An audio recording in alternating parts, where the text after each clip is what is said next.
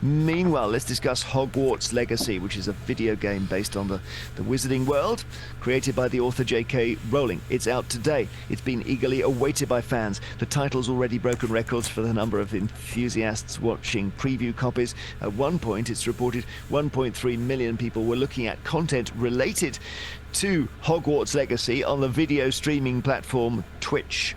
So you can zoom around on a broomstick, you can learn to cast spells, explore a castle, fight giant spiders, and collect a variety of hats and scarves to wear as you go.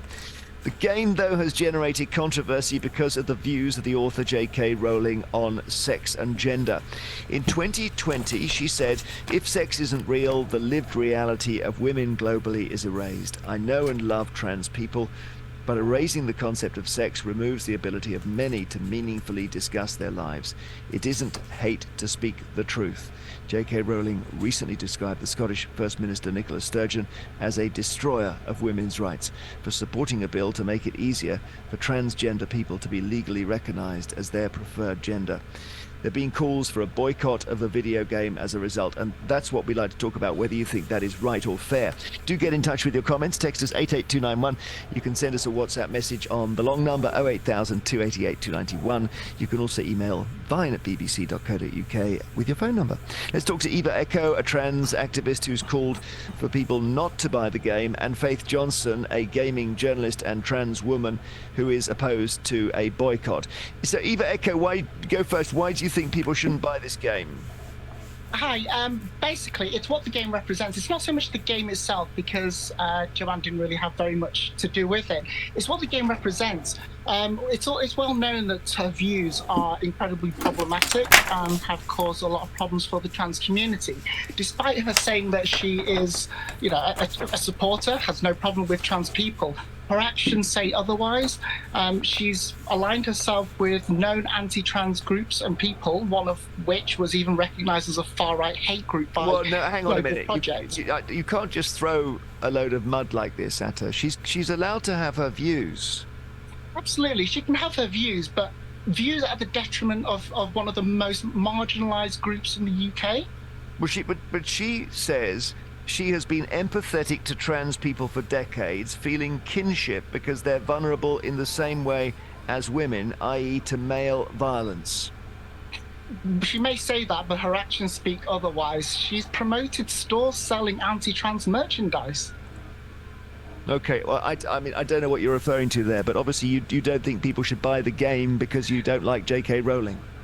I'm giving people a choice, and I'm basically saying, if you choose to buy the game, that's fine, but know that the harm that it can do to the trans community. Faith Johnson, how do you respond to that as a trans woman?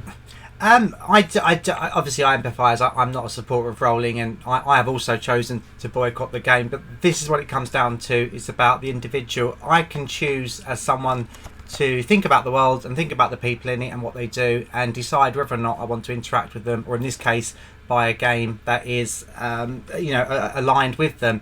What I think is wrong is that when these views are forced upon it, and we've seen numerous examples over the last couple of weeks where people just innocently playing the game or talking about being excited for it, who probably have absolutely no understanding of the difficulties between the trans community and JK Rowling. They just think it's Harry Potter, it's great, I'm going to buy it, and they're getting bombarded by people calling themselves activists, trying to promote a boycott. But really what's happened is it's just become bullying, and actually dangerous in places. What, bullying of JK Rowling?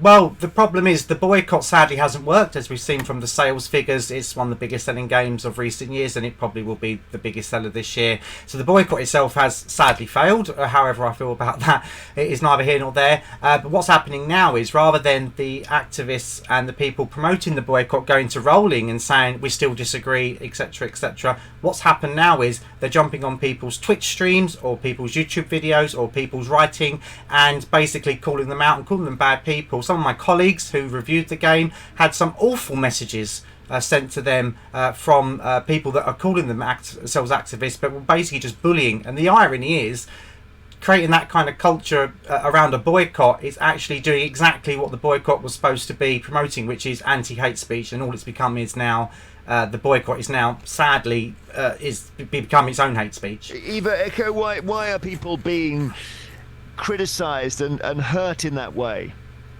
Well, I mean, based on what Faith has said, yes, I have seen some of the bullying that she has mentioned. And I do want to say, first and foremost, I don't support that. There are, those on both sides of the fence who are quite militant in their actions. And no, people should not be bullied. The way that I speak to people about the game itself is not simply to say you must not buy it. It's to give them the choice. If you want to buy it, fine. But this, on the other side, is how it affects the trans community. Yes, the boycott may not have worked. Does it really affect people? Because the game is, even if JK Rowling is as problematic as you say, which for many people she's not, the game is 2 steps removed from her, surely. She still stands to get royalties from it, though, and she has openly said that when she says things that harm people and hurt people, she doesn't care. She looks at the royalty check. Is she not within her rights to argue that Isla Bryson should not be in a women's prison?